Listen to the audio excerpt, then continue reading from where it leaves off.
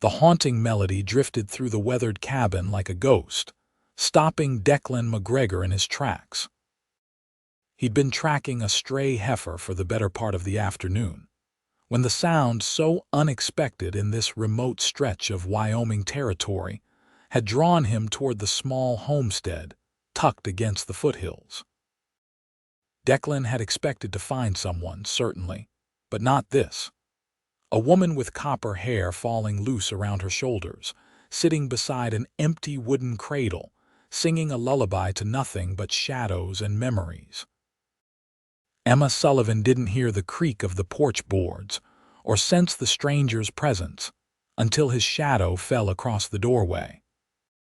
She startled, hands instinctively moving to protect the empty cradle, eyes wild with fear until they settled on him, tall and trail-worn, hat in hand, embarrassment written across his sun-browned face. "Beg pardon, madam," Declan said, his voice rough from disuse. "Door was open and I heard." He trailed off, unable to finish the thought without drawing attention to what he'd witnessed. Emma stood quickly, smoothing her simple calico dress. "What business do you have here, mister?" Her voice was stronger than her slight frame suggested, though Declan could see the redness around her eyes, the hollow look of someone carrying grief. "Lost track of a heifer," he explained, gesturing vaguely toward the hills. "Ranch is half a day's ride south. Saw your cabin and thought to ask if you'd spotted her." He paused, then added, "Name's Declan McGregor." "Well, Mr. McGregor, I haven't seen any stray cattle." Emma stepped in front of the cradle as if to shield it from his view, "and I'd appreciate if you'd be on your way." Declan nodded, turning to leave, but hesitated when he spotted the state of the homestead. The garden was overgrown, the woodpile dangerously low. It was 1876, nearly spring, but Wyoming nights still carried winter's bite. Whoever had built this place, her husband, he presumed, was clearly gone. "Madam," he said carefully, "I don't mean to impose, but your wood won't last another week. If you'd permit me, I could chop some before I head back." Emma's first instinct was to refuse. Since losing both her husband, Thomas, and their infant daughter, Sarah, 3 months ago, to a fever that had swept through the settlement, she'd grown suspicious of kindness, knowing how quickly it could turn to pity or something worse. But practicality won out. She couldn't chop enough wood herself, and nights were still bitterly cold. "Very well," she said stiffly. "The axe is by the shed." For 2 hours, Declan worked steadily, the rhythmic thunk of the axe filling the afternoon air. Emma watched from the window, a shawl wrapped around her shoulders, wondering what manner of cowboy stopped his work to chop wood for a stranger. When he finished, stacking enough wood to last weeks, she felt compelled to offer something in return. "I've stew on the stove," she said when he approached the door again. "Least I can do is offer you supper before you ride." Declan removed his hat again, revealing dark hair in need of a trim. "That's mighty kind, Mrs. Sullivan," she supplied. "Emma Sullivan, Mrs. Sullivan." He nodded, his blue eyes holding hers for a moment longer than necessary. They ate in relative silence, the stew simple but hearty. Declan respected her quiet demeanor, asking no questions about the empty cradle or the absence of a husband. Instead, he spoke of practical matters: the coming spring, the condition of her roof, which he noted needed patching before the rainy season, the likelihood of wolves in the area.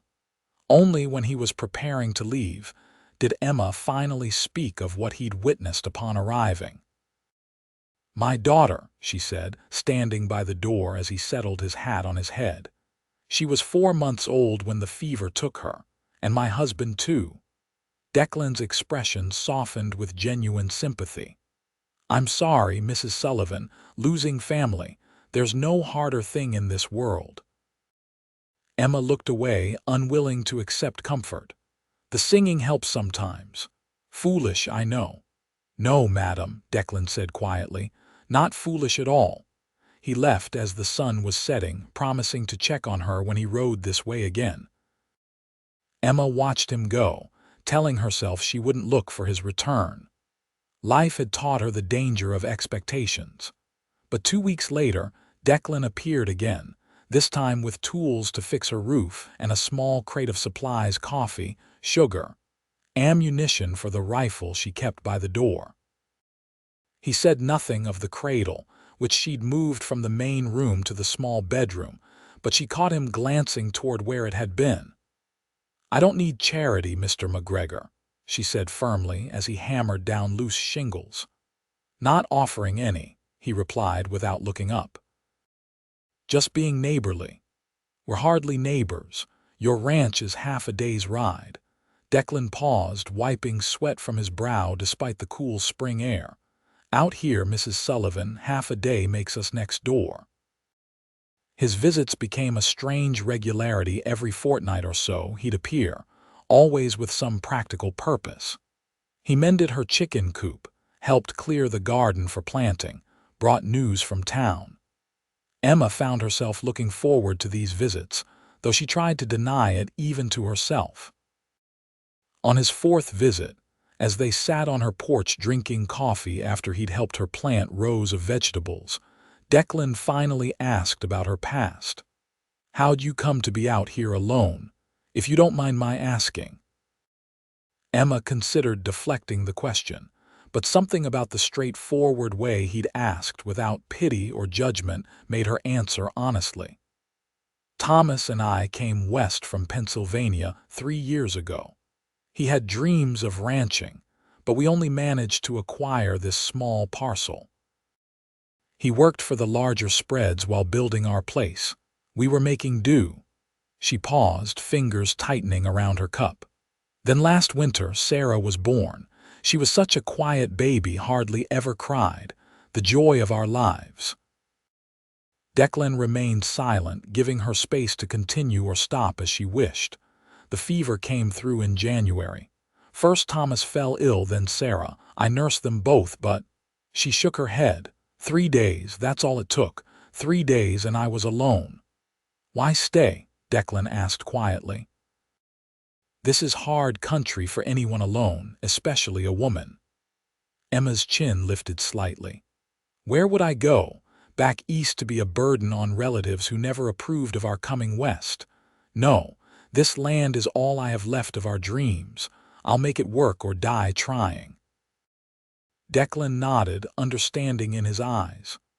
"Admirable, Mrs. Sullivan, but there's no shame in accepting help when offered." "And is that what you're offering, Mr. McGregor?" "Help, friendship at least," he replied. "The rest is up to you." As spring warmed into summer, Emma found herself watching the horizon more often, anticipating Declan's arrival. She learned he'd come west as a young man, worked as a ranch hand until saving enough to start his own small spread. He employed 4 hands now, running several hundred head of cattle, modest by Wyoming standards but successful enough. "Why aren't you married?" she asked him directly one evening as they sat shelling peas from her garden. The question surprised even her. She'd grown unaccustomed to social niceties during her months of isolation. Declan's hand stilled momentarily. "Never found the right woman, I suppose.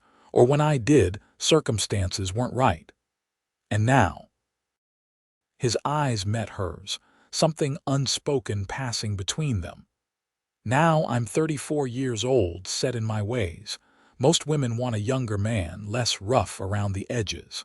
Emma looked down at the peas in her lap. "Age and roughness are poor measures of a man's worth." That night, after Declan had ridden back to his ranch, Emma found herself standing beside the cradle in her bedroom, her hand resting on its edge. For the first time since the deaths, she didn't sing.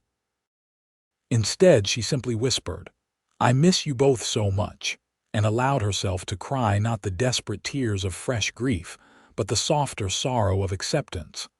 The following week brought an unexpected visitor, not Declan, but Sheriff Miles from the nearest town, 20 miles distant. "Mrs. Sullivan," he said, hat in hand as he stood on her porch. "Sorry to trouble you, but there's been word of Blackfoot moving through the area. Nothing alarming yet, but thought you should know, being out here alone." Emma thanked him for the warning, though privately she wondered at his concern. Relations with the Blackfoot had been relatively peaceful in recent years, despite occasional tensions over hunting grounds. "Been meaning to ask," the sheriff added, "if you've given any thought to your situation. Widow woman all alone. Folks in town are concerned." The implication was clear enough. "I'm managing fine, Sheriff." "No doubt, madam, no doubt. Just, there are suitable men in town. Shopkeeper Baker lost his wife last year, has a fine house." Emma's expression cooled. "Thank you for your concern, I'll bear it in mind." After the sheriff left, Emma sat on her porch, anger simmering. Was that to be her fate? To be matched with the first available widower her independence surrendered for security? The thought rankled deeply. When Declan arrived 2 days later, she was still agitated. He noticed immediately. "Something troubling you?" he asked as he helped her move her small flock of chickens to fresh ground. Emma hesitated, then recounted the sheriff's visit.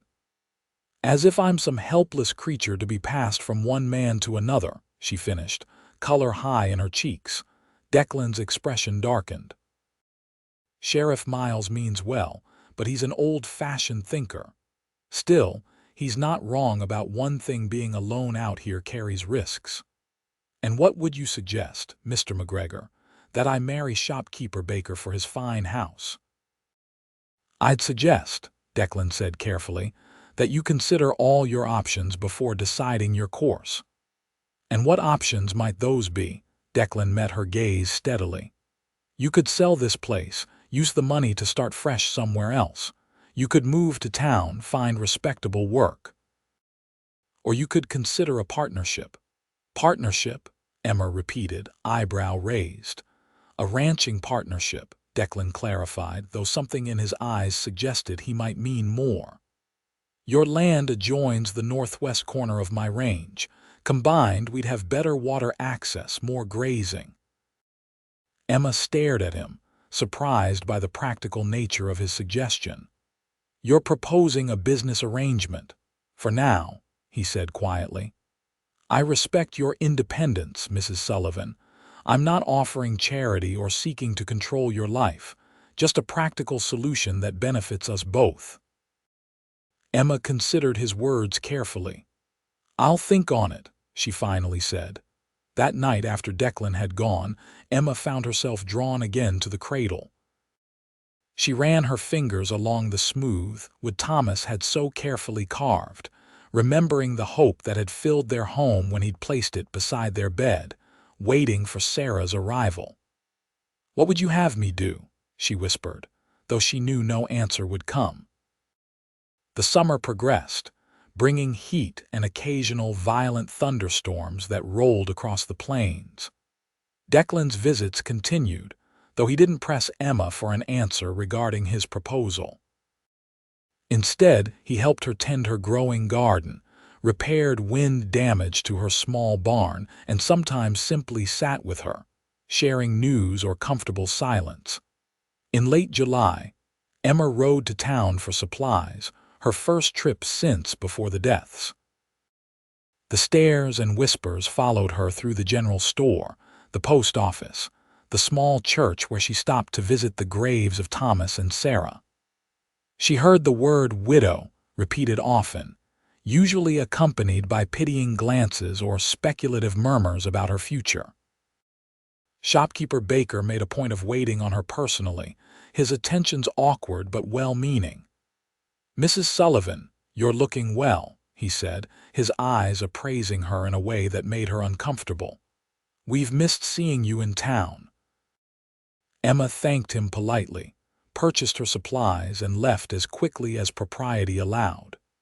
The experience reinforced her determination to maintain her independence, however difficult. On her return journey, dark clouds gathered on the horizon. Emma urged her horse faster, hoping to reach home before the storm broke, but the downpour caught her halfway. Lightning split the sky, thunder booming almost simultaneously, sending her horse into a panic. The animal reared, throwing Emma to the ground before bolting toward home. Dazed and soaked, Emma pulled herself to her feet. Nothing seemed broken, but pain shot through her ankle when she tried to put weight on it. The storm intensified, rain coming down in blinding sheets. With no choice, she began limping toward home, using a broken branch as a makeshift crutch. She had covered perhaps a mile when she heard hoofbeats approaching. Through the curtain of rain, she made out a familiar silhouette Declan, riding hard, leading her runaway horse behind him. "Emma," he called, using her given name for the first time. He dismounted quickly, crossing to her with concern etched on his face. "Are you hurt?" "My ankle," she admitted, suddenly overwhelmed with relief at his presence. "I don't think it's broken, just twisted." Without hesitation, Declan lifted her into his arms. "Let's get you home and dry," he said, his voice steady despite the urgency of the situation. He settled her on her own horse, then mounted behind her, one arm securely around her waist as they rode through the storm. At the cabin, he carried her inside, settling her gently in a chair before building up the fire and fetching dry clothes from her bedroom. With surprising delicacy, he turned his back while she changed, then examined her ankle swollen but, as she'd guessed, not broken. "You'll need to stay off it for a few days," he said, wrapping it carefully with strips of clean cloth. "I'll stay tonight. Make sure you have everything you need before I head back tomorrow." Emma wanted to protest, to insist she could manage alone, but the pain and exhaustion overcame her pride. "Thank you," she said simply. That night, as rain continued to pound the roof, Declan slept on a pallet by the fire while Emma took her bed. Despite the impropriety of their arrangement, she felt safer than she had in months. In the gray dawn, she woke to find Declan already up, coffee brewing on the stove. He'd changed into dry clothes from his saddlebag, and the domesticity of the scene struck her with unexpected force how natural it felt to have him moving about her kitchen, how much she'd come to rely on his steady presence in her life. "How's the ankle?" he asked, bringing her a cup of coffee. "Better," Emma replied, though in truth it still throbbed painfully. Declan studied her face, clearly unconvinced. "I'll need to head back to check on things at the ranch, but I'll return this evening. Will you be all right until then?" Emma nodded, touched by his concern. "I've managed worse." He hesitated, then added quietly, "I've been thinking about our discussion, the partnership. There's no rush for your answer, but I want you to know my offer stands." Before she could respond, he was gone, leaving Emma to contemplate the changing nature of their relationship and the decision that now loomed before her.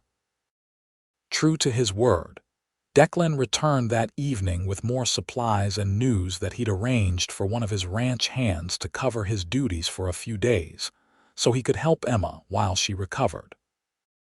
Despite her initial protests, she found herself grateful for his presence as her injury made even simple tasks difficult. On the third evening of his stay, as they sat on the porch watching the sunset paint the prairie in gold and crimson, Emma finally addressed what had been growing between them. "Why are you doing all this, Declan?" she asked softly. "The truth, please." Declan was silent for a long moment, his gaze fixed on the distant horizon. "When I first saw you," he finally said, "singing to that empty cradle, something inside me broke and mended all at once. I recognized your grief because I've carried my own." He turned to face her, his expression open and vulnerable. "My wife and son died in childbirth 12 years ago. I was young, barely 22, thought I'd never survive it." Emma's breath caught. "You never mentioned." "Some wounds are too deep for casual conversation," he said. "But watching you these past months, your strength, Your determination to survive despite everything, it's awakened something in me I thought was long dead." "And what is that?" Emma asked, her voice barely above a whisper. "Hope," Declan answered simply. "The hope that maybe two broken people might find wholeness together." He paused, measuring his next words carefully. "I'm not proposing marriage, Emma, not yet. That would be too soon for both of us. But I am proposing a future where neither of us has to face the nights alone." Emma looked down at her hands, emotion tightening her throat. "I still miss them," she admitted. "Every day." "As do I," Declan replied. "That never fully goes away. But there comes a time when grief makes room for joy again, if we let it." That night, Emma lay awake long after Declan had returned to his pallet by the fire. His words echoed in her mind, particularly one phrase: "A future where neither of us has to face the nights alone." The prospect both frightened and comforted her. Could she open herself to such vulnerability again, knowing how swiftly happiness could be snatched away? In the quiet darkness, she found herself drawn once more to Sarah's cradle. Placing her hand on the smooth wood, she whispered, "Would you mind, little one, if your mama found happiness again?" The question hung in the silence, unanswerable, yet somehow answered in the peace that settled over her heart. By the 5th day, Emma's ankle had improved enough that she could move around the cabin with minimal discomfort. Declan prepared to return to his ranch, though reluctantly. "I'll be back in 3 days," he promised as he saddled his horse. "Sooner if you need anything." Emma nodded, already missing his presence though he hadn't yet left. "Declan," she said hesitantly, "I've been thinking about your offer, the partnership." He turned to her, expression cautiously hopeful. "I'm not ready to leave this place," she continued. "It still holds too many memories. But perhaps we could start with something smaller. You mentioned my land has better water access for your herd." "It does," Declan confirmed. "The creek that runs through your property would save my cattle a 5-mile journey to water during the dry months." "Then let's begin there," Emma suggested. "You can graze your cattle here when needed in exchange for help maintaining the property. A trial of sorts." Declan's face broke into a rare, full smile. "A fair arrangement, Mrs. Sullivan, and perhaps in time we might discuss expanding our partnership." The warmth in his eyes made her blush. "Perhaps," she agreed softly. As summer gave way to autumn, their arrangement evolved naturally.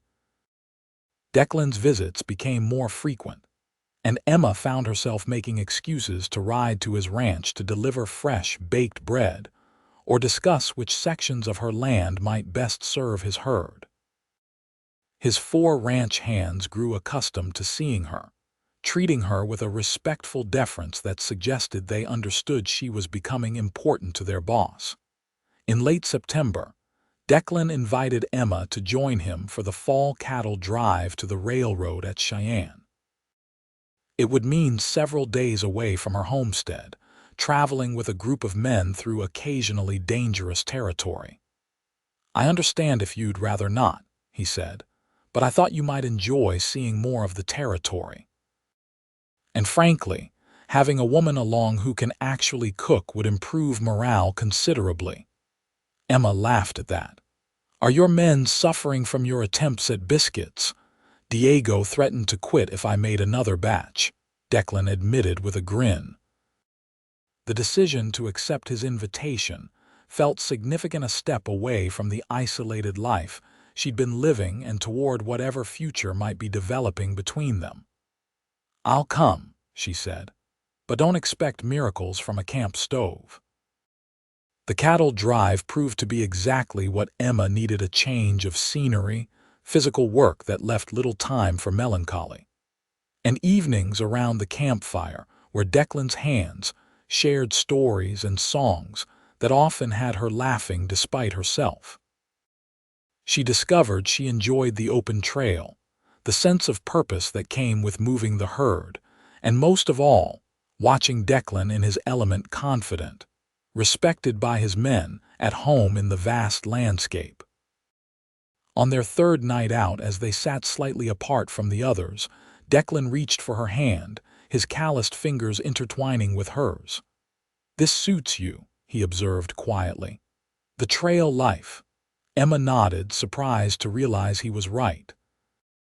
"I never imagined myself doing something like this."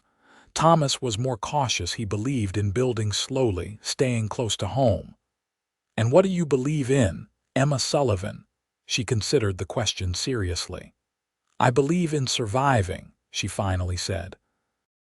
"But lately, I've started to wonder if there might be more to life than just survival."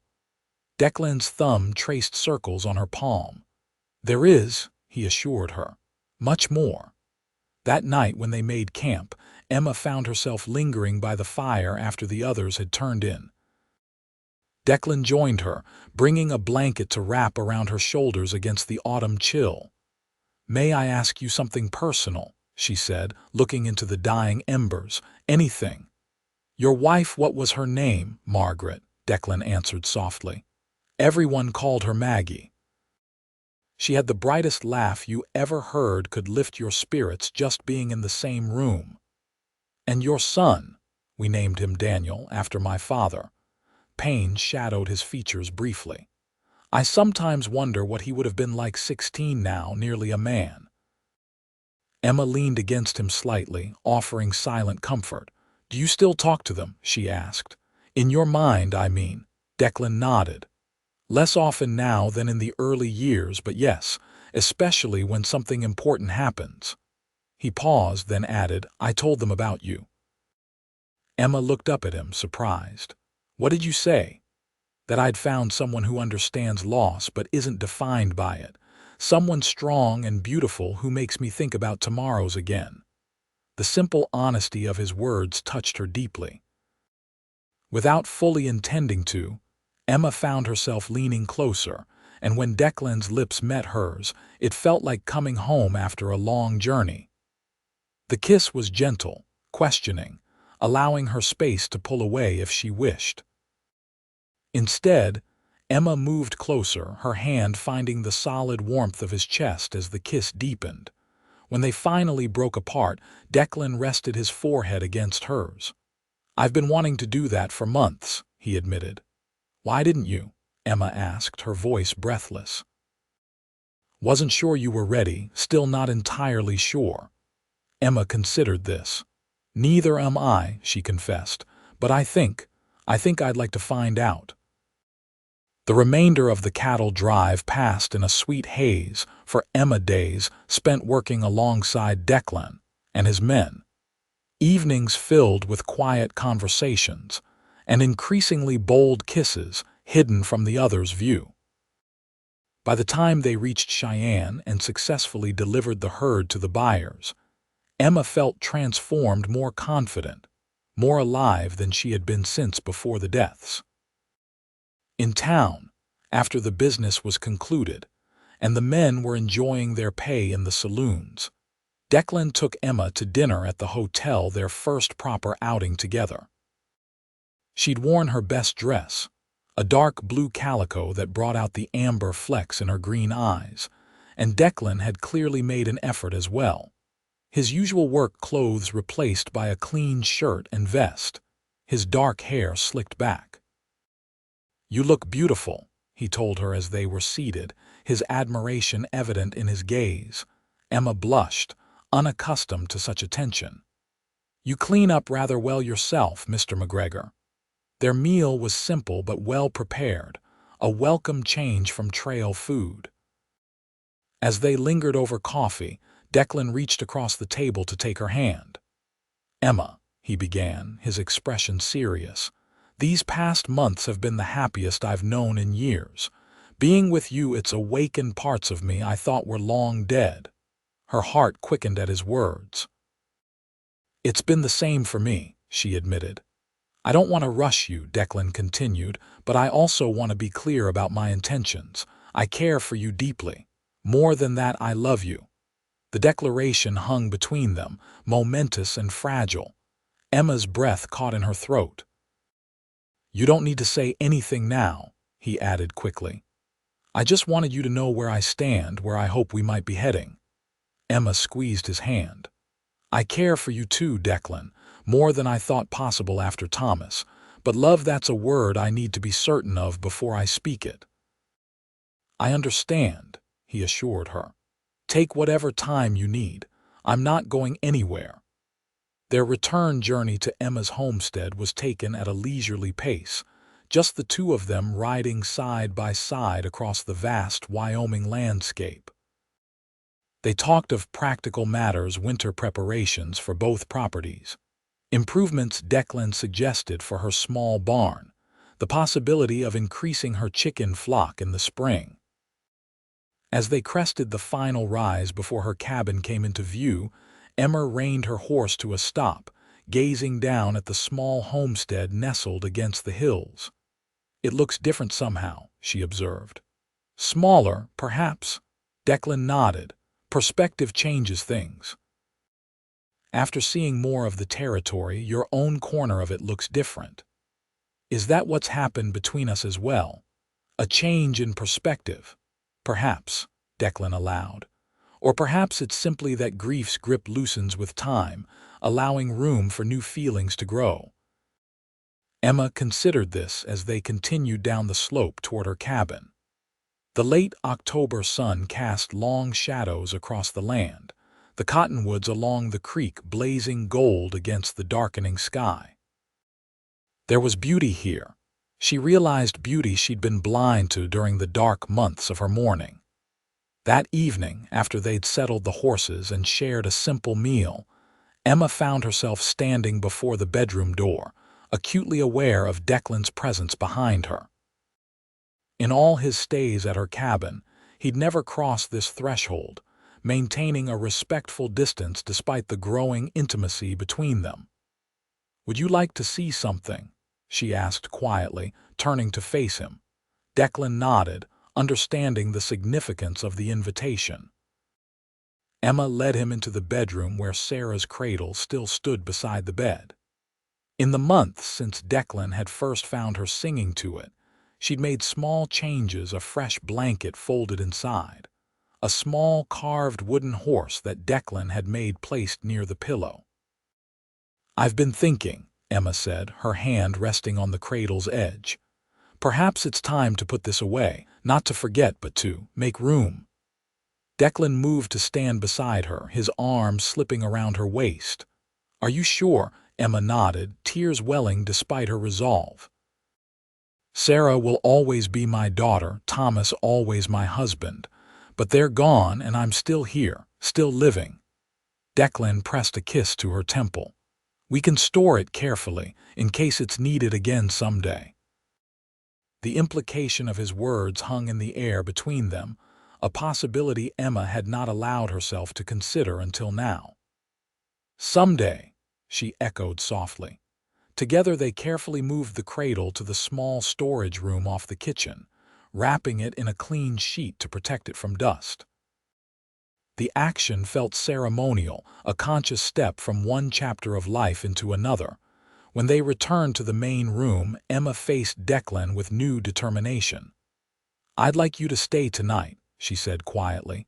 "Not on the floor." Declan's expression grew serious. "Emma, are you certain?" "I don't want you to feel rushed," or she silenced him with a kiss, pouring into it all the complicated emotions of the past month's grief and healing, loneliness and connection, endings and beginnings. When they broke apart, both breathing heavily, she whispered, "I'm certain." That night, in the darkness of her bedroom, Emma discovered that physical love could be a kind of healing, a reclaiming of life and hope in the face of death's shadow. Declan's hands and lips were gentle, reverent, his patience infinite as he helped her rediscover sensations long forgotten. And when they finally joined, moving together in the ancient rhythm, Emma felt something break free within her, not the bonds of memory or loyalty to Thomas, but the paralysis of grief that had kept her frozen in place for so long. Afterward, Lying in Declan's arms as moonlight spilled through the window, Emma finally spoke the words she'd been holding back. "I love you," she whispered against his chest. "I wasn't sure I could ever say that again, but I do." Declan's arms tightened around her. "I love you too, Emma Sullivan. More than I have words to express." As autumn deepened toward winter, Declan and Emma fell into a new rhythm. He spent most nights at her cabin, riding to his ranch during the days to oversee operations. They began making plans, practical ones at first, about combining resources, then gradually more personal ones about their future together. In early December, with the first heavy snow blanketing the land, Declan broached the subject that had been on both their minds. "Emma," he said as they sat before the fire, his arm around her shoulders, "I've been thinking about our situation." She smiled, looking up at him. "Which aspect of our situation might that be?" "The improper one," he replied with a matching smile. "The fact that I'm practically living here without the benefit of marriage. Your reputation," Emma laughed softly. "My reputation was already in tatters the moment you started spending nights here, Declan McGregor. Besides, who's to know or care out here?" "I care," he said seriously. "Not about gossip, but about doing right by you, about making official what we both already know to be true." Emma's heart quickened. "Are you proposing, Cowboy?" "Inelegantly, it seems," Declan admitted with a rueful smile. "I had planned something more romantic." "This is perfect," Emma assured him, turning to face him fully. "And my answer is yes. Of course it's yes." Declan kissed her then, a kiss full of promise and future. When they separated, he reached into his pocket and pulled out a small velvet pouch. "I've been carrying this for weeks, waiting for the right moment," he explained, tipping a ring into his palm, a simple gold band set with a small pearl. "It was my mother's. I'd be honored if you'd wear it." Emma extended her trembling hand, watching as he slipped the ring onto her finger. It fit perfectly, as if meant for her all along. "When?" she asked. "When should we marry?" "Christmas is coming," Declan suggested. "We could ride into town, find the preacher.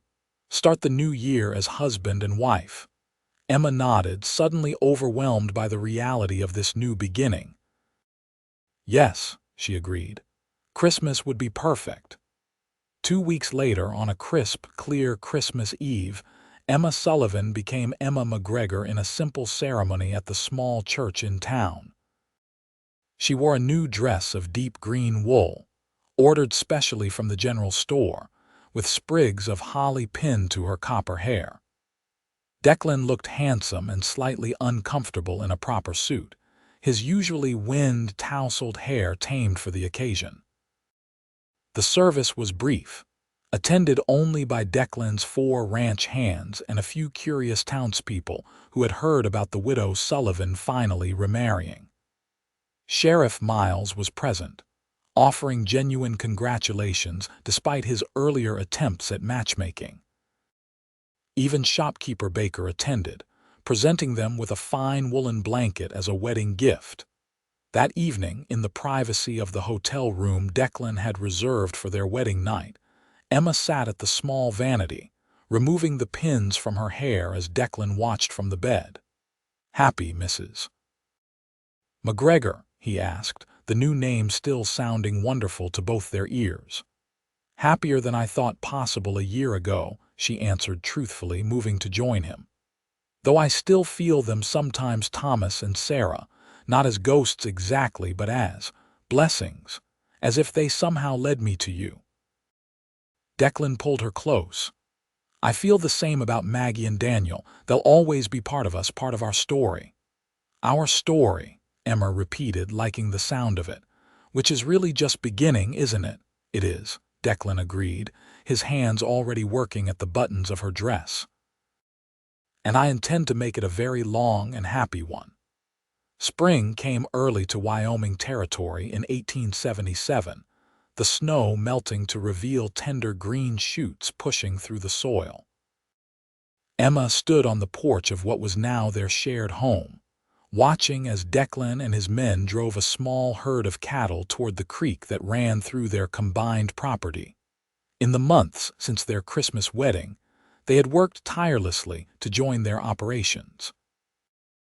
Emma's homestead, with its sturdy cabin and good water access, had become their primary residence, while Declan's more distant ranch served as the main base for the cattle operation. They'd hired 2 additional hands to help manage the expanded herd, and Emma had taken over the accounts, revealing a sharp head for business that complemented Declan's practical ranching knowledge. As she watched Declan ride toward her, his figure straight and proud in the saddle, Emma placed a hand unconsciously over her still flat stomach. She hadn't told him yet about the child growing within her, wanted to be certain before raising hopes that might be dashed. But 3 months without her monthly courses and the telltale morning sickness had convinced her. By winter, they would be 3 instead of 2. Declan dismounted near the porch, removing his hat as he climbed the steps to greet her with a kiss. "Creeks running high with the melt," he reported. "Good sign for summer grazing." Emma nodded, savoring the normalcy of such conversations, the simple pleasure of shared work and purpose. "Dinner's nearly ready," she told him, "but first, I have something to show you." Curious, Declan followed her into the house and toward the small room they used for storage. Emma opened the door, revealing the cradle, Sarah's cradle, now brought out from its wrappings and placed in the center of the floor. Fresh bedding lined its interior, and the small wooden horse Declan had carved sat on a newly constructed shelf nearby. Declan looked from the cradle to Emma's face, understanding dawning in his eyes. "Emma," he whispered, hardly daring to hope. "Are you?" She nodded, tears of joy filling her eyes. "The doctor in town confirmed it yesterday. We're having a baby, Declan, by November if his calculations are correct." Declan's whoop of joy echoed through the cabin as he lifted Emma off her feet, spinning her in a circle before setting her down gently, suddenly concerned. "Should I not have done that? Will it harm the baby?" Emma laughed, radiant with happiness. "The baby and I are fine." "Strong as can be," the doctor said. Declan knelt then, pressing his ear to her stomach as if he might hear the tiny life within, though it was far too early. "Hello in there," he murmured. "Your papa can't wait to meet you." The tender moment was interrupted by a knock at the door. Diego, Declan's foreman, with a question about the herd. As Declan stepped outside to address the matter, Emma remained in the small room, her hand resting on the cradle that had once held her firstborn and would soon cradle another child. "You see, Sarah," she whispered, "your cradle will be filled again, just as my heart has been." The months of Emma's pregnancy passed in a blur of activity. The ranch prospered under their combined management, and plans were made to expand the cabin to accommodate their growing family. Declan proved to be attentive to Emma's changing needs, ensuring she rested adequately despite her protests that pregnancy wasn't an illness. By late summer, Emma's condition was obvious to all, her slender frame now curved with the pronounced swell of their child. Declan took to speaking to her belly each night, sharing the day's events or singing softly, a habit that never failed to make Emma smile, remembering how he had first found her singing to an empty cradle. "What do you think of Daniel for a boy?" Declan asked one evening as they sat on the porch watching the sunset. "After my father and son." Emma considered it, her hand resting on her belly where the baby kicked vigorously. "Daniel Thomas McGregor," she suggested, "honoring both our pasts." Declan nodded, clearly moved by the suggestion. "And if it's a girl, Margaret Sarah," Emma replied without hesitation, "Maggie for short." Declan kissed her then, a kiss full of gratitude and love. "You are extraordinary, Emma McGregor." As her time grew near, Emma found herself increasingly drawn to the small room they had prepared for the baby.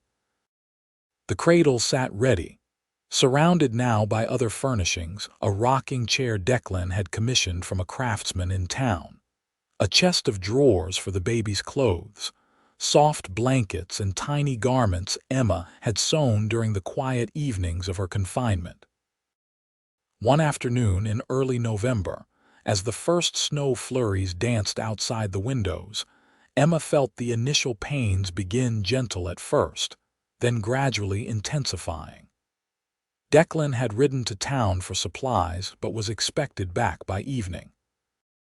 Emma paced the cabin, counting the minutes between contractions, trying to remain calm despite the memory of Sarah's birth and its aftermath. When Declan returned, he found Emma leaning against the table, breathing heavily through a contraction. His reaction was immediate, sending Diego to fetch the midwife from the nearest neighboring ranch while he helped Emma to their bed. "Everything will be fine," he assured her, though she could see the fear behind his confidence. "Mrs. Thornton is the best midwife in the territory. She's delivered dozens of healthy babies." Emma nodded, gripping his hand as another pain washed over her. "Talk to me," she gasped when it had passed. "Distract me." So Declan talked about the cattle, about his plans for spring planting, about the new colt born to their best mare the previous week. He spoke steadily, his deep voice a lifeline Emma clung to as the labor intensified. Mrs. Thornton arrived just as darkness fell, her capable presence bringing calm to the tense atmosphere. She examined Emma efficiently, nodding with satisfaction. "Progressing nicely," she declared. "This isn't your first child," Emma shook her head, pain momentarily preventing speech. "Then you know what to expect," the midwife continued practically. "I suspect we'll have a new little McGregor before midnight." She was right. After 3 more hours of increasingly difficult labor, Emma gave a final tremendous push, and their child slipped into the world with a lusty cry that filled the room. "A girl," Mrs. Thornton announced, quickly wiping the baby clean and placing her on Emma's chest. "A beautiful, healthy girl." Emma gazed down at the tiny red face, the shock of dark hair so like Declan's, and felt her heart expand impossibly further. "Margaret Sarah," she whispered. "Our Maggie." Declan, who had remained by her side throughout, reached out a trembling finger to touch his daughter's cheek. "She's perfect," he breathed, tears streaming unashamedly down his face. "Absolutely perfect." Later, after Mrs. Thornton had departed and Emma had been made comfortable, Declan brought the cradle into their bedroom, placing it beside their bed just as Thomas had once done. With infinite gentleness, he lifted little Maggie from Emma's arms and laid her in the cradle, tucking the soft blanket around her tiny form. "There," he said softly, "right where she belongs." Emma watched him, exhausted but profoundly content. "We filled it again," she murmured, remembering his words from that first day, words spoken in compassion that had somehow become prophecy. Declan sat beside her on the bed, taking her hand in his. "In more ways than one," he agreed. "The cradle, yes, but also our hearts, our home, our future." Emma smiled, sleep already pulling at her. "Sing to her," she requested, "like you heard me do that first day." So Declan sang a gentle lullaby about prairie skies and faithful love while Emma drifted to sleep, and their daughter slumbered peacefully in the cradle that connected past to present, grief to joy, ending to beginning outside. Snow began to fall in earnest, blanketing the land in pristine white. But inside the McGregor home, warmth reigned, the warmth of family forged through loss and love, the warmth of promises made and kept, the warmth of a future as vast and promising as the Wyoming sky. And in years to come, when the cradle held their second child, and later their third, Emma and Declan would sometimes speak of how they had found each other, a broken-hearted woman singing to an empty cradle, a lonely cowboy who recognized her pain because he carried his own, and the simple, powerful promise that had begun their healing. We can fill it again. For they had filled it again not just with children, but with hope, with courage, with the quiet, enduring love that grows stronger for having known sorrow's touch.